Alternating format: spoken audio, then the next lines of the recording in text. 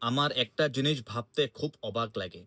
শাশুড়ি যখন ছেলের বউয়ের উপর জুলুম করে, অত্যাচার করে, ছেলের বউকে লানত দেয়, ছেলের বউকে যৌতুক নিয়ে খোঁটা দেয়, তখন সমাজের কিছু সংখ্যক মানুষেরা শাশুড়ির ভুলটাই ধরে না।